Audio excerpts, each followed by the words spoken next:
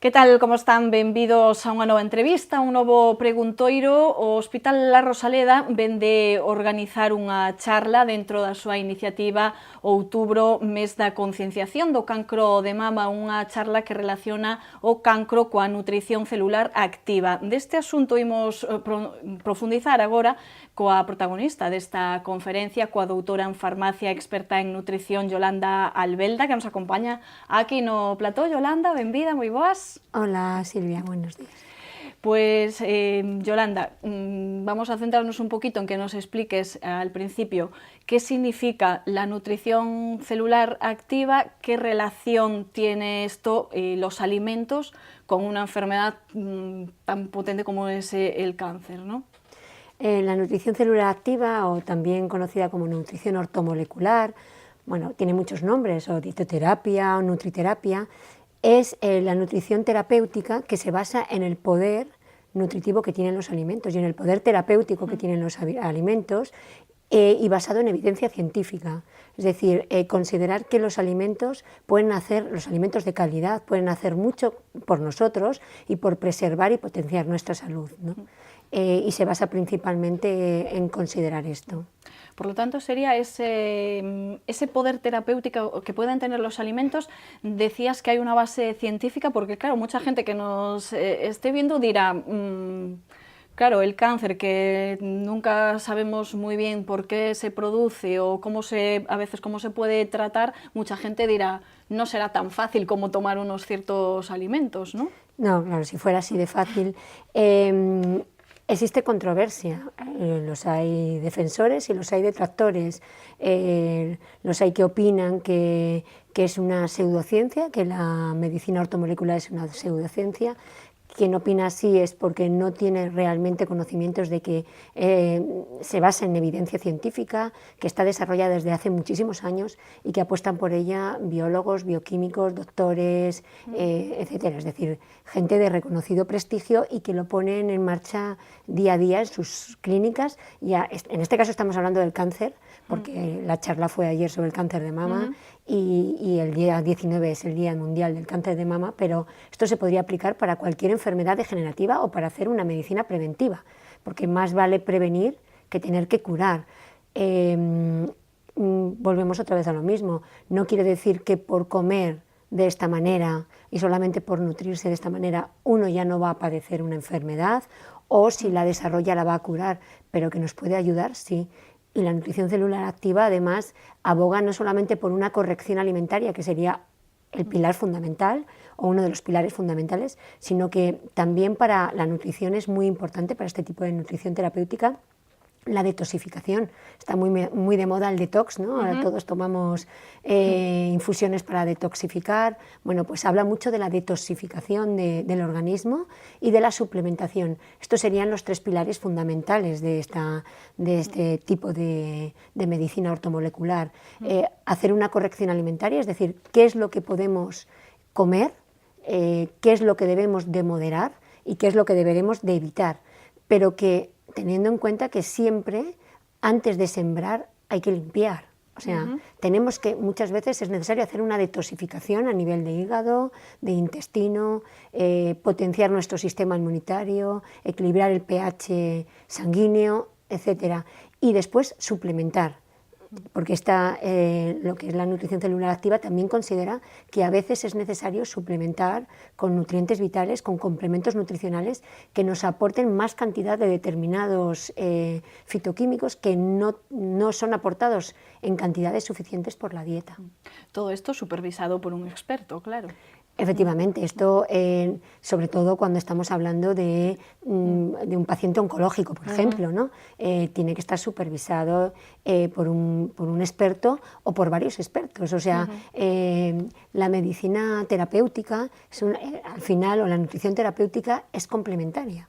No es una alternativa, es complementaria a la tradicional. Es decir, tú puedes estar sometido a un tratamiento de quimioterapia, por ejemplo, y puedes decidir que los efectos secundarios de dicha quimio, que sabemos que existen, pues los quieres paliar de alguna manera, pues al final puedes optar por nutrirte de esta manera, y ser parte activa de la lucha contra esa enfermedad que estás padeciendo, ¿no?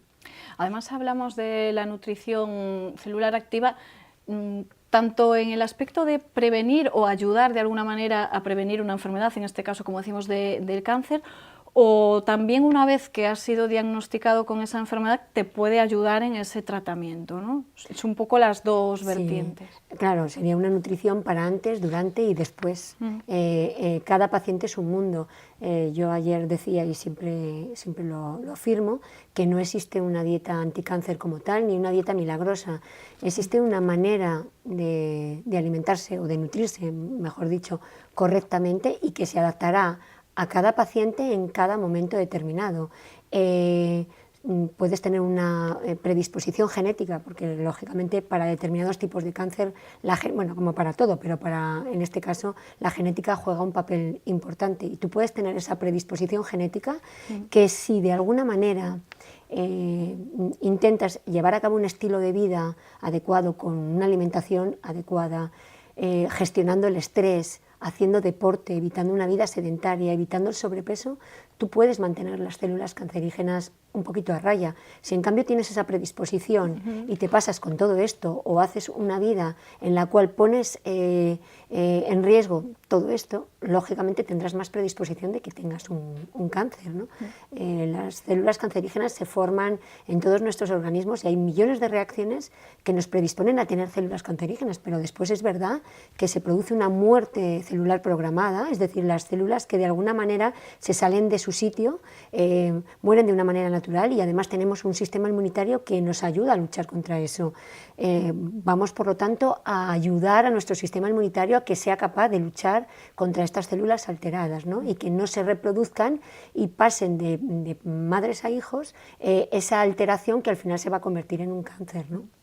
Hacías una diferenciación entre alimentarse y nutrirse. ¿Cuál sería un poco esa diferencia? ¿Por qué debemos de distinguir? Porque es la madre del cordero, porque no es lo mismo alimentarse, no es lo mismo comer por placer, porque nos gusta, porque nos apetece, que nutrirnos. No todos los alimentos tienen un valor nutritivo igual, ¿no?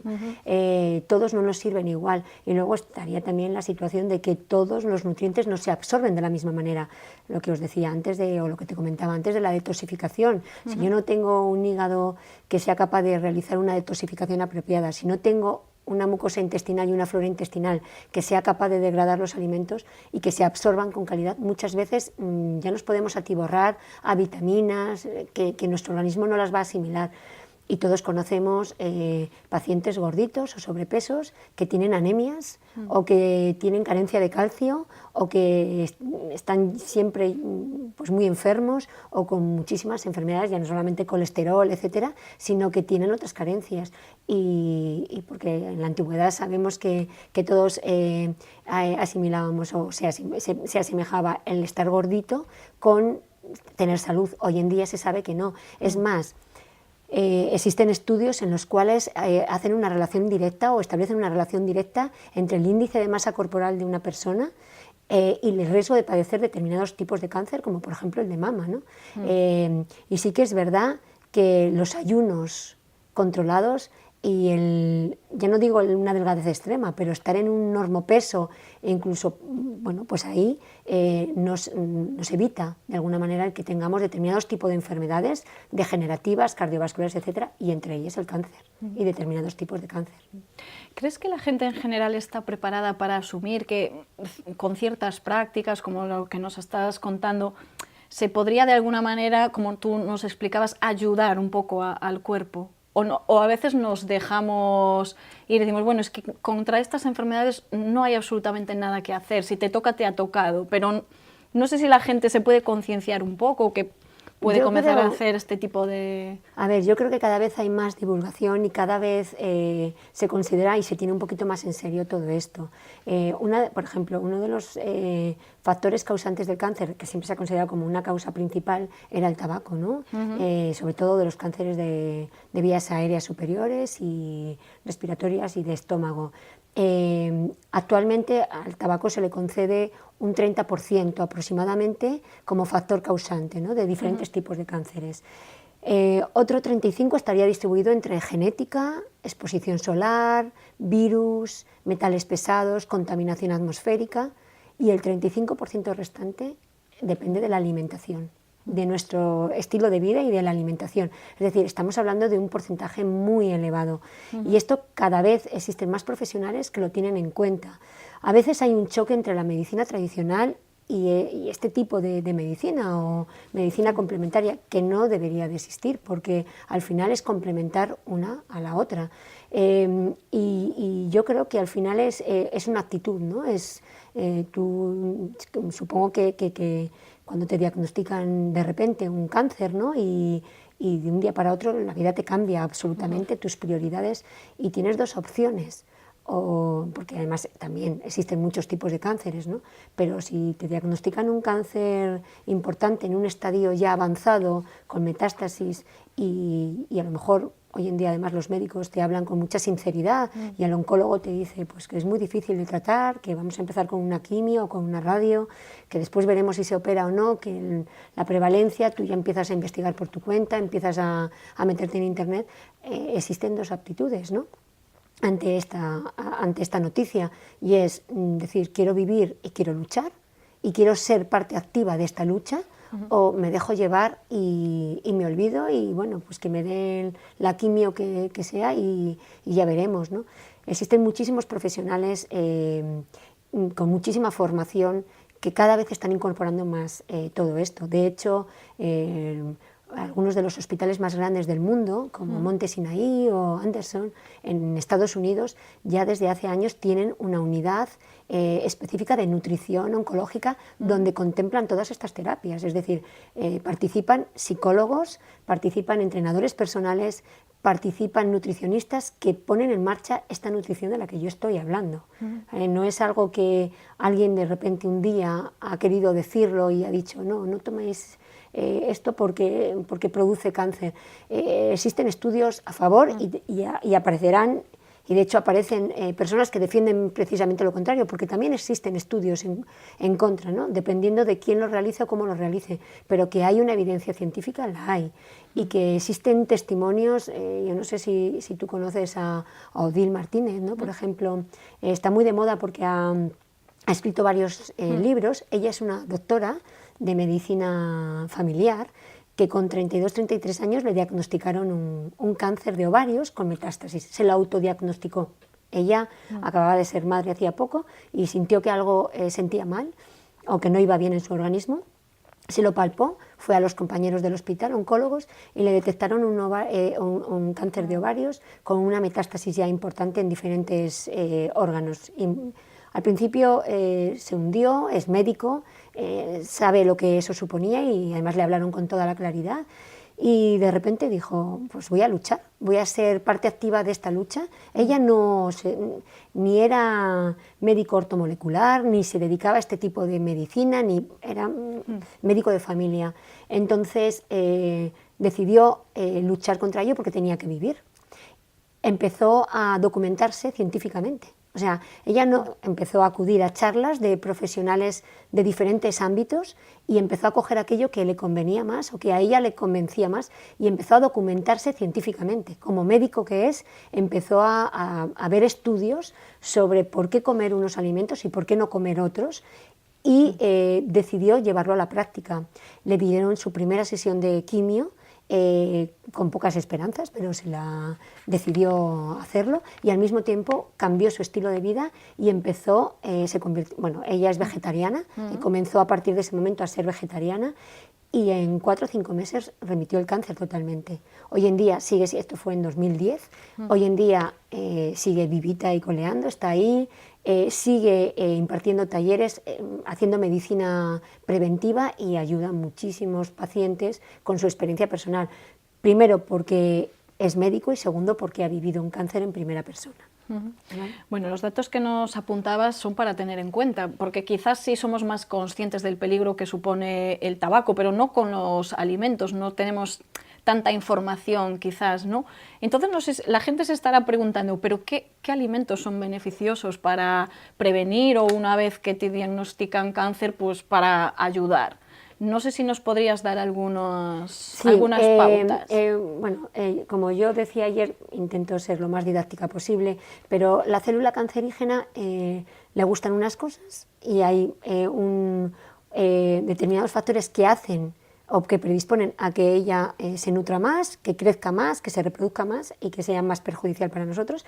Y en cambio podemos crear un hábitat para esta célula cancerígena que sea adverso y que la matemos, entre comillas, de inanición, es decir, que intentemos desde dentro y con nuestra alimentación luchar y ponérselo difícil a la célula cancerígena, ¿no? Por ejemplo, a la célula cancerígena no le gusta el oxígeno, le gustan los ambientes anaerobios con falta de oxígeno, por ejemplo. Le gusta un pH ácido, no le gusta el pH básico, el pH sanguíneo, ¿no? Y le encanta el azúcar o le encanta la glucosa. Pues vamos a hacer cosas y vamos a llevar un tipo de nutrición que evite todo esto o que favorezca lo que tengamos que favorecer. Es decir, no le gusta el oxígeno, voy a darle oxígeno. ¿Cómo le doy oxígeno a mi organismo? Pues con ejercicio físico, con alimentos verdes que a través de la clorofila transportan el oxígeno por las células, con aporte de agua, bebiendo bastante agua, agua de calidad, que nos ayude en esta oxigenación, con sabiendo o aprendiendo a respirar correctamente, a que nuestra postura sea la adecuada, es decir, vamos a aportar oxígeno a nuestro organismo, ¿vale? Hemos dicho, le gusta el pH ácido, pues bueno, vamos a darle una alimentación que el pH lo mantenga más neutro o que vaya más a la alcalinidad, ¿no? Que sea más básico. Por eso están tan de moda ahora las dietas alcalinas, ¿no? Que es una de las modas. El pH del organismo, tenemos un sistema tampón que regula este pH y nosotros por determinadas circunstancias de la vida, por el estrés, el tabaco, el alcohol, la alimentación, muchísimas cosas hacen que este pH tienda a la acidez. Pero lo ideal para nuestro organismo, lo óptimo, es que sea neutro ligeramente básico, que esté aproximadamente en un 7,42. Entonces tenemos de manera natural un sistema tampón que lo regula entre 7,35 y 7,45. ¿Vale? Entonces existen listas, infinidad de listas, pero más o menos, que determinan qué alimentos son muy ácidos, cuáles son neutros, básicos y muy básicos. En general, todos los pacientes, pero sobre todo el paciente oncológico tiende o debería de tender hacia los alimentos neutros, alcalinos o muy alcalinos. ¿Cuáles serían estos? ¿Cuál es la molécula, que ya la he nombrado además, natural que existe en la naturaleza y que nos aporta oxígeno, alcaliniza el pH y disminuye los niveles de azúcar, de glucosa? La clorofila, ¿vale? La clorofila, ¿cuál es? Es el pigmento de las plantas. ¿De cuáles? Pues de las plantas verdes. Bueno, pues ahí tenemos un alimento que debemos de tomar. Es decir, sería una alimentación que debería de basarse principalmente en verduras y hortalizas de calidad, siempre estamos hablando de calidad, elaboradas de la manera más natural posible. Es más, lo ideal sería que como mínimo un 30% fuera una dieta cruda, que todo lo que podamos tomarlo crudo lo tomemos, lo que no, pues que lo elaboremos, pero con técnicas sencillas, sin elevadas temperaturas, evitando la brasa, el grill, las barbacoas, los fritos, es decir, que se alcancen elevadas temperaturas y todo natural. Por ejemplo, pues hortalizas, las crucíferas como el brécol, el berro, canónigos, endivias, los nabos, las judías verdes, alcachofas, remolacha cruda, es decir, tendríamos tomates, zanahoria, tendríamos muchísimas opciones, ¿no? También la fruta, también podríamos tomar fruta, pero determinado tipo de fruta, como por ejemplo el limón, el pomelo, la lima, la sandía, el caqui, por ejemplo, la granada, la mandarina, porque curiosamente, y en contra de lo que se puede opinar, el limón, aunque es un alimento ácido, no acidifica el pH, lo neutraliza, ¿vale? Entonces serían uno de los alimentos que deberíamos de tomar. Las legumbres de calidad, como la lenteja pardina, por ejemplo, o la soja de calidad. Y luego habría una controversia con la soja en el caso de los cánceres hormonodependientes, de mama o hormonodependientes, que bueno, hay controversia y en principio se supone que en este tipo de pacientes no se debería de administrar. Y estamos hablando también de una soja pura, no estamos hablando de la soja comercial que conocemos. ¿Qué deberíamos de tomar? También, por ejemplo, pues cereales de calidad, cereales integrales, pero cereales tipo arroz integral, trigo sarraceno, quinoa, evitar el trigo vulgar común, el maíz, la cebada. ¿Qué deberíamos de tomar también? Agua mineral o agua de calidad, beber bastante agua, especias o hierbas, jengibre, romero, tomillo, cúrcuma, ir hacia todo esto, el té verde con limitación, por ejemplo, ya no podríamos tomar un té negro, por ejemplo, kukicha, que es un té japonés, ir hacia ese mundo. El mundo de las algas. La lista es larga, ¿no? Larga, sí, sí. Las algas, los hongos, también podríamos tomarlo. Y luego, pues, evitar pues, todos los productos demasiado procesados, los embutidos. No estoy hablando de una charcutería cruda, como el jamón o un lomo ibérico, que se podría tomar de manera moderada, pero ocasionalmente, pero por ejemplo sí que el jamón de pavo, la pechuga de pavo, todo esto que está procesado, las carnes rojas, deberíamos de, sobre todo en un paciente con un proceso cancerígeno importante, evitarlas. No estoy hablando de la población en general ni de las personas sanas, ¿no? Pero sí que en este tipo de pacientes. El pescado, pues tomarlo ocasionalmente, un pescado menudo de la ría, lo más sano posible y de la mejor calidad que podamos. El huevo ecológico también se podría tomar. Evitar las grasas saturadas, la bollería industrial, evitar el azúcar. Normalmente todos los productos industriales o la bollería suelen ser grasas saturadas que además van unidas a azúcar. Evitar los edulcorantes, como el aspartamo, que está demostrado que es cancerígeno, ¿vale? Entonces también la lista de lo que no también es muy amplia. Bueno, no tenemos mucho tiempo ya para más, pero dejamos ahí esa información, ya quien quiera puede seguir investigando un poquito, nos tenemos que despedir. Ahí, como decimos, queda un poco explicado esa lista de alimentos. Es verdad, no hay fórmulas mágicas para curar muchas enfermedades, habrá opiniones en contra, como nos decías, pero aquí queda esta reflexión, esta información para quien quiera interesarse por este tipo de nutrición. Yolanda, muchísimas gracias. Muchas gracias a ti, Silvia, por invitarme. E nos deixámolo aquí, volvemos mañá, como sempre, con máis entrevistas. Graciñas.